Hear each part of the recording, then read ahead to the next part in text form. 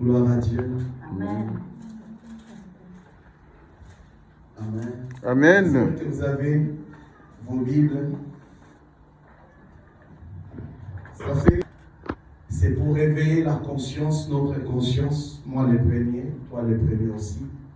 C'est ce que le temps est déjà fini sur la terre. Peut-être, c'est les secondes qui restent encore à vivre sur la terre. Jésus peut revenir jusqu'au milieu de cette prédication. Il ne va peut-être même pas attendre qu'elle se termine à la fin. Mais c'est celui qui a les derniers mots sur ce monde. Réveillons-nous, bien-aimés. On a vu le dimanche passé, ça ce n'est que tout simplement l'introduction, un rappel. On a vu que dans Philippiens 2, 21, que tout le monde est en train de chercher son propre intérêt. Mais combien cherche l'intérêt de Christ? Vous allez voir, nous nous battons dans la vie pour avoir des maisons, 2 voitures, 2 terrains. Mais qu'on réfléchisse qu'après les avoir, un jour nous allons tous les laisser. J'ai mal parlé. On n'avait pas dit Amen. Amen. Ah, c'est ça. On se bat pour s'habiller des habits chics. Faites-les. Mais au moins la révélation, nous allons abandonner ça. J'ai connu un homme à Paris. Lui, un blouson qu'il achetait devait commencer entre 5 000 et 6 000 euros.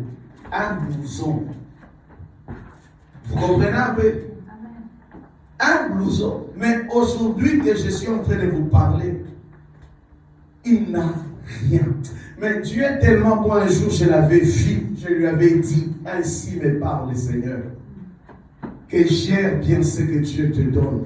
Parce que j'étais en train de voir à l'époque, dans une vision, je lui disais, je voyais la tempête s'élever sur la finance, que tu manquerais tout. Il m'avait regardé, il était en train de rire. Mais Dieu veille aussi sur la parole de ses serviteurs. Aujourd'hui, il n'a rien. Tout ce qu'il avait là, il le vend. Il a déjà vendu. Bien-aimés, nous allons tout quitter. Ce que tu dis, c'est précieux ton bijou. Que Dieu nous donne un cœur de les partager aussi avec les autres. Amen. Il y a des gens, autrefois tu étais en pointure, je ne sais pas, 39, tu es maintenant à 40 ou 41. Les pieds aussi grandis, non? Donne-les aux autres. Ma chaussure, je maigrirai. Tu vas maigrir dans quelle année? Les années passent, tout le monde est en train de grossir. Que Dieu nous donne le cœur de Jésus qui était pour partager avec les autres. Amen. Cherchons l'intérêt de Dieu. Cherchons l'intérêt de ceux qui souffrent. Parce que la Bible dit dans Psaume 41, le verset 1, il dit, Dieu heureux celui qui s'intéresse aux pauvres. On avait vu ça la fois passée. Parce que le jour qui sera sur le lit des hôpitaux, de l'hôpital des malades, la Bible dit l'Éternel le soutiendra. Amen. Pendant que tu es fort, pendant que tu as des moyens, intéresse-toi aussi aux pauvres.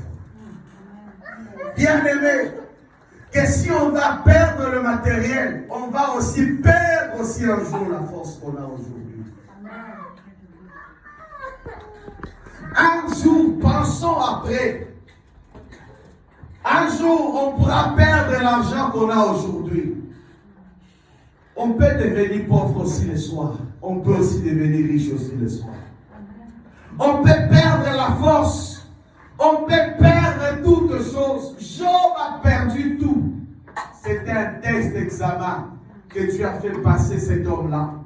Un bon matin, une journée, une tempête de désert s'est levée sur la vie de Job, qui était un homme riche dans son temps. Mais il s'est rendu qu'il est devenu pauvre. Il s'est rendu compte qu'il est devenu malade. Il s'est rendu compte que tout a été effondré. Bien-aimé, Dieu permettra au temps de la fin que toutes choses finiront par s'effondrer dans notre vie. Amen. Amen. Oh là là.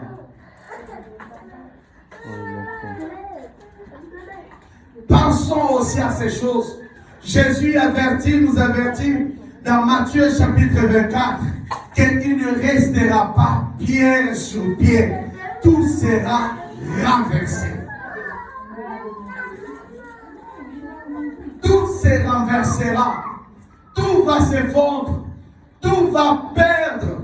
Ce qui était debout, même la Bible avertit que celui qui est debout, prenez garde de ne pas tomber. C'est que tout le monde se retrouvera par terre. Et on a vu aussi le dimanche passé, dans Hébreux chapitre 10, le verset 31, qu'il est une chose terrible de tomber entre les mains de l'Éternel. Donc, c'est-à-dire que tu dis que c'est que tu es aujourd'hui, que tu sois un homme, une femme, que tu marches dans ton orgueil ou pas, mais tous nous finirons. Parce que le jugement, avant le jugement, tout le monde va fléchir le genou dans le main de Christ. Avant le jugement, tout le monde va se retrouver dans la main de Dieu. C'est ce que je peux dire à l'église, que pendant que tu es fort, loue l'Éternel. Pendant que tu as encore la bonne santé, sois un adorateur, sois un ami de Jésus-Christ, sois un ami de la maison de Dieu, sois un ami de s'intéresser aux pauvres. Fais le bien, parce que le jour de malheur, le jour de la colère de Dieu s'élèvera en train de s'approcher. Lorsque ce jour viendra, l'Éternel nous jugera. Avant le jugement, il ouvrira aussi les livres de souvenirs. Bien-aimé, pendant que tu as de la force, attache-toi à Dieu, cherche l'intérêt de Dieu. Que notre cœur d'égoïsme ne domine pas sur nous. Tellement que l'homme devient égoïste, même le langage change. Que Dieu nous enlève tous, moi le premier, le langage arrogant. Vous savez que quand quelqu'un, il suffit que tu aies seulement des poules, tu deviens orgueilleux, orgueilleuse. Des poules seulement. Il suffit que tu aies un mouton chez toi. Personne ne peut te parler. Qu'on ne soit pas arrogant. Que Dieu nous enlève l'arrogance, l'esprit de mépriser les autres. Frère, que cet esprit soit chassé dans nos vies cet après-midi. L'esprit de l'orgueil soit chassé. L'esprit de dénigrement. L'esprit de la médisance, de critiquer les hommes, de se moquer des hommes. Que ces choses disparaissent en nous. Amen. Que Dieu nous donne les sentiments de Jésus. Amen. Que Dieu nous donne un seul cœur. À chaque fois, nous allons nous rassembler pour louer Dieu. Amen. Si Dieu t'a fait grâce d'avoir je ne sais pas quoi sur la terre, gloire soit rendue à Dieu. Amen. Mais la même Bible dit, Dieu élève les uns, Dieu abaisse les autres. Amen. Aha. Vous avez bien compris. Dieu élève les biens, les uns, Dieu abaisse les autres.